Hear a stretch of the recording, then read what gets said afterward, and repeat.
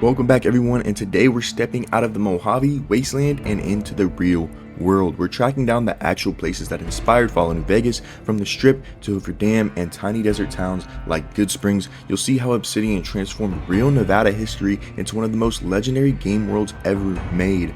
So grab your sim packs because we are hitting the road.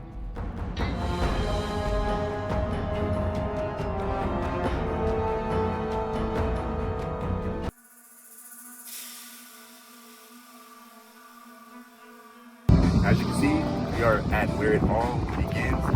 Goodsprings. We got the Pioneer Saloon here. Sadly, I have to mute this part of the video because Pioneer Saloon was actually playing copyrighted music, which I did not expect. But yes, the Pioneer Saloon is in real life, and it dates back to 1913, making it one of the oldest saloons in Nevada. In Fallout, Goodsprings is where your story begins, stitched back together by Doc Mitchell. Visiting today, you still feel the Old West vibe, mixed with the quiet resilience of a community that's lived on the edge of the desert for over a century. Goodsprings is pretty much a one-to-one replica. Besides a fence that connects the Pioneer Saloon to the general store and the little shack that Easy Pete sits out of, this is a one-to-one. When I stepped into Goodsprings, the layout immediately clicked. The Pioneer Saloon is right where you expect it, and right next to it is the general store that sits just like it does in the game. Now, I know it's crazy to say, but even the windows as well as the doors match almost perfectly from real life to the game. Now, the only difference for the Pioneer Saloon is this back area that you see in the game is actually a restaurant that you can dine in real life. Now, sadly, I didn't record inside as there was copyrighted music as well as a lot of people back there, but what I've seen from other videos and online, it's super cool, so definitely check it out. Down the street, Pioneer Saloon, as you take an immediate right and walk down this street, you get to the gas station that Ringo is hiding from the powder gangers. Ringo hides in that gas station. It's usually, honestly, it's further in game than it is in real life, and it's usually on a hill.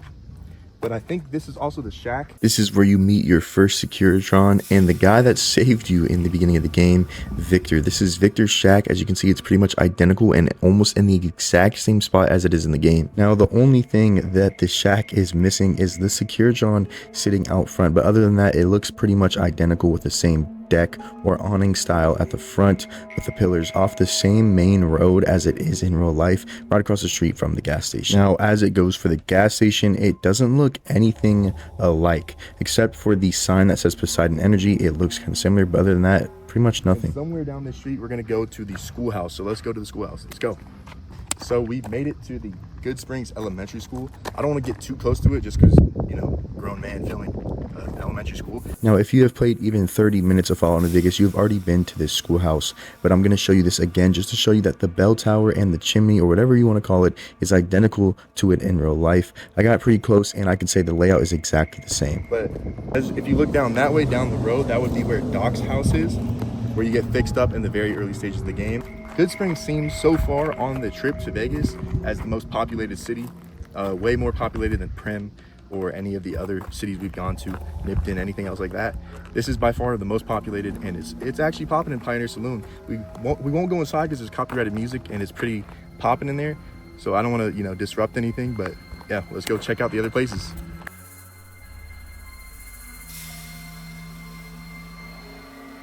Next stop is Nipton, California. As you can see, very barren, just like the game. There's nothing for miles. Literally just nice hills and brush. In the game, as you know, very bare, very dark. There's a lot of stuff going on there, especially with Kaiser's Legion. Saw a couple Kaiser Legion guy over there, stayed away from them. I also saw a guy talking about a lottery, sprinting down the street. I don't know what he was talking about. But yeah, let's go check out Nipton. And we are in Nipton, California, the actual city and the town. If you follow me, you see the Nipton trading post, as you would see in the game. As well as the saloon you would see in the game, and the sign that is in the game. As well as you got the train tracks right behind. Nipton in Fallout New Vegas is primarily remembered for a couple of things. One is the Legion's brutal massacre of the city, as well as their lottery. In real life, the town of Nipton, California is much smaller, but there are still landmarks that feel very familiar. The layout doesn't quite match the game, but you'll recognize features like the old Nipton trading post, the classic Nipton welcome sign, and the train tracks running just outside the town. It's less of a copy and paste recreation and more of a reimagining. Obsidian took these pieces of Nipton and reshaped them into a haunting stage for one of Mojave's most memorable moments. As you can see here, the train tracks coming in is right on the border of California and Nevada, leading right into the route that leads you straight to the Strip.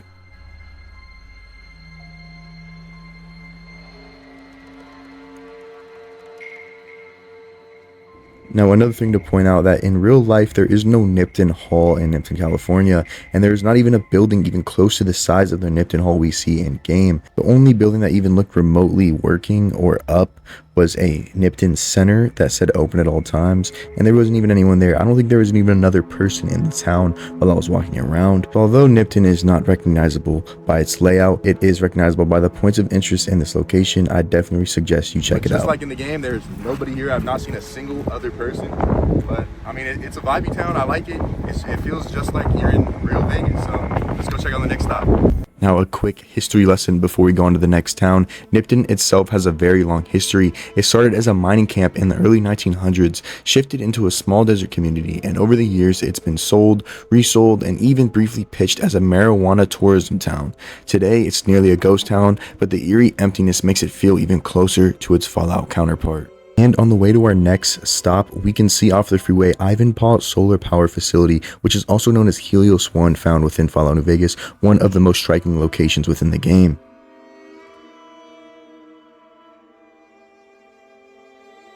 So early in the game, you're gonna enter the city of Primm. As you can see, we got Buffalo Bills behind us, which in the game is actually Bison Steve Hotel and Casino. This in real life is actually completely dead. Like, I don't even think I'm supposed to be in this parking lot at the moment, but there's not a single car here. But as you can see, there's a roller coaster that spans the whole Buffalo Bills, aka Bison Steve, as well as there's Whiskey Pete on the other side of this. But driving through the whole city, it looks pretty much dead. But I wish I could go inside. Unfortunately, it looks closed, so I'm not even gonna attempt, especially with 0 cars in the parking lot. But I definitely recommend, if you're in the area, come check this out. It's pretty cool, and it feels like, you know, I'm in New Vegas. So in Fallout New Vegas, Primm is the dusty little town where you help decide who becomes sheriff, either the ex-con mayors, the NCR, or even reprogrammed Protectron named Primm Slim that everyone knows and loves. It's one of the first moral crossroads in the game, showing how even small towns can shape the Mojave's future. Primm is based directly on a real town, Primm, Nevada, right on the California border, as you saw previously in the video. And just like this in the game, it's known for its casinos. The most recognizable landmark is Buffalo Bills, with the giant roller coaster winding around the building. That's the same coaster you see towering over Primm in Fallout.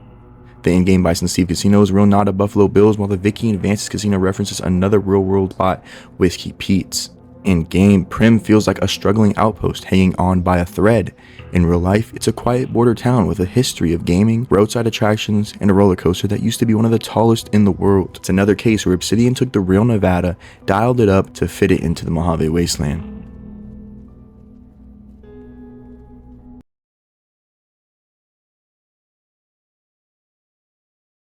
here at our next stop, Sloan. As you can see, just like the game, completely barren. It's the 50 Quarry. And again, I really see 0 people here. I mean, I think it's abandoned. The cameraman says it can't be. Can't really abandon the quarry. But as you see over there, mountains, it's beautiful out here. But literally not a soul. And one more thing is, on the way up here, we ran something over. It was huge, looked like a bear, kind of had horns. I don't know what it was, it kind of roared after we passed it. I'm just gonna leave it alone, but as you can see, it's just a barren quarry. Hopefully we don't run into another one of those death claws, what they call it. In Fallout New Vegas, Sloan is the tiny worker settlement you pass on the way to the quarry junction. It's home to a handful of NCR prospectors and laborers who were trying to mine the area until death claws took over the quarry, forcing them to hold a line at Sloan instead. Sloan doesn't have a direct real-world twin like Goodsprings or Primm, but it draws from the many small mining and road worker camps scattered across Nevada. The vibe, a couple shacks, a work site, and a dangerous job is rooted in the real frontier culture of desert mining towns. Even its placement along Highway 15 mirrors how real roadside camps popped up near quarries and blasting sites. In game, Sloan feels small, almost temporary, which is exactly what it is designed to be, a buffer between the Mojave's travelers and Deathclaw-infested Quarry. It's less a town and more a survival outpost, a reminder that in the wasteland, sometimes just holding your ground is the best you can do. As you can see here, in the game, Sloan doesn't really match its real-life counterpart. Not only are there no Deathclaws in real life, there's really no big tower with minecarts going up and down. The only real resemblance between Sloan real life and Sloan in Fallout New Vegas is the feeling of being alone and the empty desert that spans between Sloan and any other civilization. Make sure to bring water when visiting here or you may end up like me.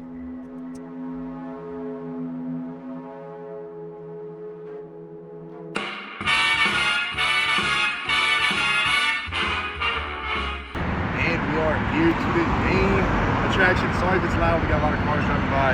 As you can see, we're on the Las Vegas Strip, and right behind me is Lucky 38. Man, not gonna lie, it's way taller than I thought it would be in person. But we got the Lucky 38. I want to go up there and see if Mr. House is up there, but who knows, man? I don't know if they're gonna let me in. But we got Vegas right here. The Strip is just as I thought it would be. It's my first time in Vegas, and I'm loving it. I'm not really doing anything besides driving around, and I already love it. In Fallout New Vegas, the Strip is the beating heart of the Mojave, a fortress of neon lights ruled by the notorious Mr. House. Getting inside feels like stepping into another world, away from the dust and danger of the wasteland. What makes it incredible is how closely the Strip reflects real Las Vegas history. The Strip we know today was built by larger-than-life figures like Bugsy Siegel, Howard Hughes, and Benny Binion. They transformed Las Vegas from a dusty desert stopover into a gambler's paradise. Those real people echo through the characters in New Vegas, mobsters, moguls, and visionaries competing for control of a city that never sleeps. The Lucky 38 is Mr. House's tower, and directly inspired by the Stratosphere, the tallest structure in Las Vegas. Looming over the Strip, they dominate the skyline, watching over the city below. When you're standing here looking up, it's easy to imagine Mr. House peering down, pulling the strings. Other casinos in the game mirror their real-life counterparts too. The Ultra Lux draws from the elegance of Caesar's Palace, and the Gomorrah channels the old-school mobster energy of places like the Flamingo. And the Tops, well, that's pure Rat Pack, echoing Sinatra's era when Las Vegas was just as much about music and swagger as it was about cards and dice. In the game, the Strip is walled off, guarded, and sanitized under House's control. In reality, it's still wild, still chaotic, and still growing. A place where money, risk, and reinvention define the skyline. Both versions capture the same essence, the idea that Vegas is more than just a city. It's a gamble that never ends. We are in Vegas. We got Lucky 38, man. We're going to hit our next location, Freeside. We'll see y'all there.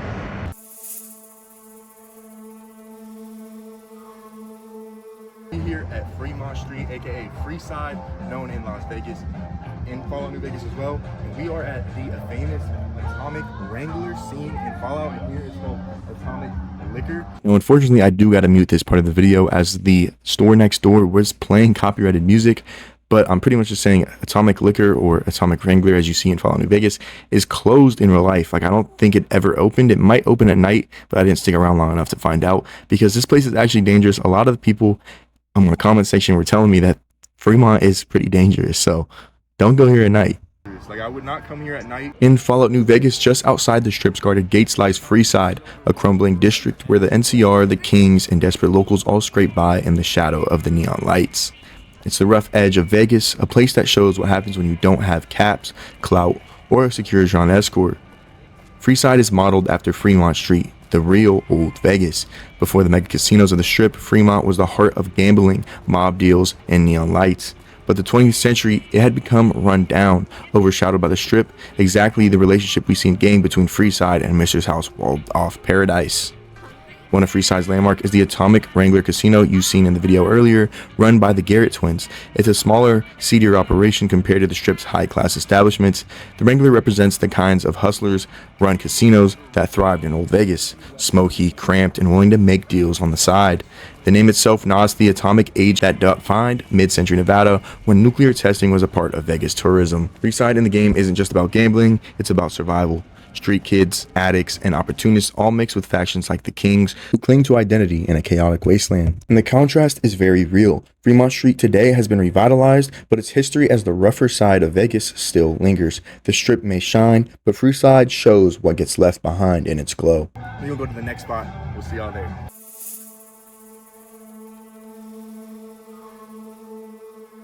And we are at the last but not least final destination, the Hoover Dam. This is where you fight Kaiser's Legion if you side with the NCR, or you fight the NCR if you side with Kaiser's Legion. Over there, that's where the NCR will be defending if you play in the game, and if you are Kaiser's Legion, you will be invading from this side. Now, in retrospect, the game does not do the Hoover Dam justice. Getting here, driving here, it's actually insane. It's huge. I didn't think it was gonna be this big, but it is huge. And we got people jet skiing in the far distance. I don't know if you can see that. I did not know you could jet ski in the Hoover Dam. And if we turn around, hopefully the sun doesn't blind you. We got the bridge. This bridge looks insane. I wish we could go across it. We probably could, but we're not gonna do it today.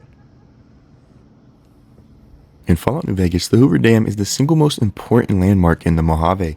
Whoever controls the dam controls the flow of water and power, and by extension, the future of the entire region. It's no wonder the NCR, Kaiser's Legion, and Mr. House all fight for it in the Battle of Hoover Dam, the climax of the game's story. In reality, the Hoover Dam is just as monumental.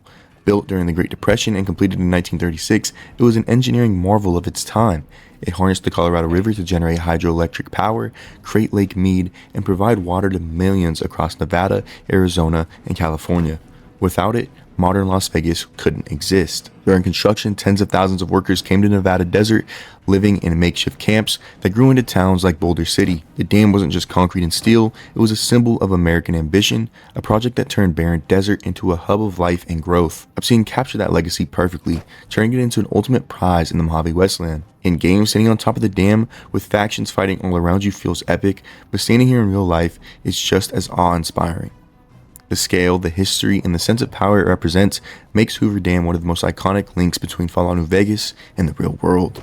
And you cannot talk about the Hoover Dam without talking about Lake Mead, the massive reservoir the dam created. In Fallout New Vegas, it's home to the boomers B-29 bomber, a relic of America's military might sunk beneath the water, waiting to be raised. In real life, Lake Mead is just as historic. For decades, it's been a vital water supply for the Southwest, but in recent years, its water levels have dropped to record lows, exposing long-hidden structures and wrecks. It's eerie how closely that mirrors the wasteland vibe of the game. The dam and Lake Mead aren't just backdrops in Fallout New Vegas. They're symbols of survival, power, and the fragile balance of life in the desert. Standing here, it's easy to see why Obsidian made this the centerpiece of the Mojave wasteland.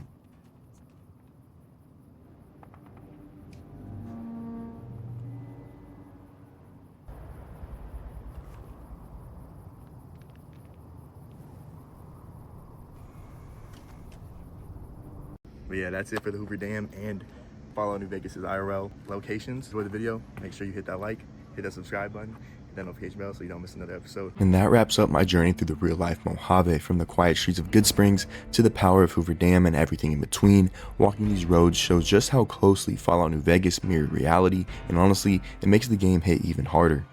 But this isn't the end. If this video hits 500 likes, I'll head back out to Nevada for the annual Fallout Festival in Goodsprings and bring you all along for the ride. And on top of that, I got a massive project coming up, a full marathon where I'll be streaming every single Fallout game 100% live on both YouTube and Twitch. So if you enjoy this adventure, make sure to like, subscribe, and hit that bell so you don't miss it. The Mojave is not done with us yet, and I can't wait to see you all out there.